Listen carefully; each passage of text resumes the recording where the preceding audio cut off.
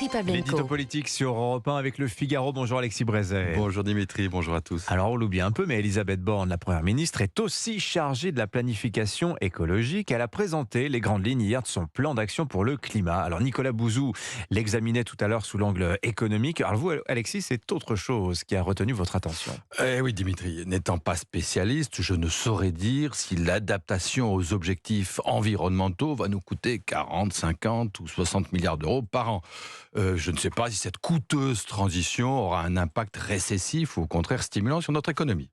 Ce que je vois en revanche, en tout cas si l'on en croit ce qui nous a été dit hier, c'est que pour financer cet Himalaya de dépenses, nous nous apprêtons à tirer jusqu'à plus soif sur les deux mamelles de la démagogie française, la dette et l'impôt. La dette, nous dit-on, c'est pas grave. 250, 300, 350 milliards supplémentaires et allons-y gaiement. Puisque c'est pour la bonne cause, les marchés ne nous en voudront pas. Les agences de notation applaudiront. Tiens donc. Alors bon, évidemment, il y a les intérêts qu'il faudra bien acquitter. Mais pour ce petit problème, le génie français a trouvé la solution. Un impôt nouveau. Un impôt exceptionnel, bien sûr. Temporaire, cela va de soi. Bon, même s'il est censé financer 30 ans de politique climatique. Et un impôt sur qui? Je vous le donne en mille. Un impôt sur les riches, évidemment. Et les ultra-riches, c'est pelé, c'est galeux, c'est ultra-pelé, c'est ultra-galeux. Voilà 15 jours depuis le grand plan contre la fraude fiscale qu'on ne leur avait pas tapé dessus. Alors ce n'est pas d'ailleurs Elisabeth Borne ni Emmanuel Macron qui annoncent cet impôt, Alexis, c'est une préconisation de l'économiste Jean Pisani-Ferry. Certes, Dimitri, mais Jean Pisani-Ferry n'est pas tout à fait n'importe qui. C'est un professeur réputé, ancien commissaire général de France Stratégie, qu'il a quitté en 2017 pour rejoindre la campagne d'Emmanuel Macron, dont il est resté très proche, et à qui il a d'ailleurs inspiré la fameuse retraite à points. Et c'est donc lui qui vient de rédiger, avec une inspectrice des finances, ce fameux rapport sur la transition écologique, commandé par Matignon, et dont Elisabeth Borne a tiré hier les enseignements.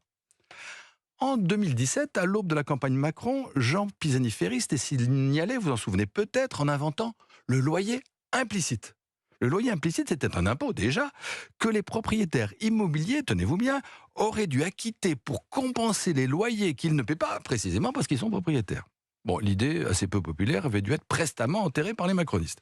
Mais la voici qui revient sous une autre forme, avec ce nouvel ISF, parce que c'est bien de ça qu'il s'agit, destiné à financer la transition écologique. Alexis, vous pensez sérieusement que cet ISF climat, on va l'appeler ainsi, va être créé ?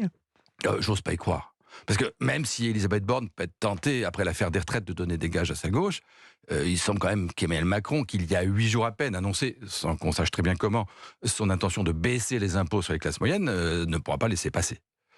S'il le faisait, ce serait en tout cas très imprudent. Voyez vous-même. Au nom de la transition écologique, le pouvoir a déjà provoqué la colère des pauvres.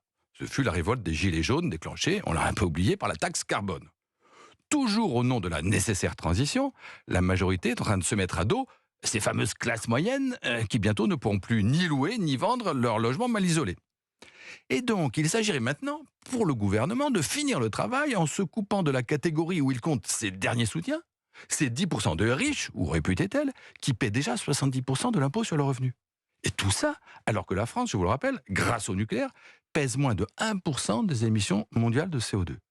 Franchement, c'est à se demander si l'ambition secrète de nos gouvernants n'est pas de brouiller définitivement les Français avec l'écologie. Signature Alexis Brézet. Merci beaucoup Alexis.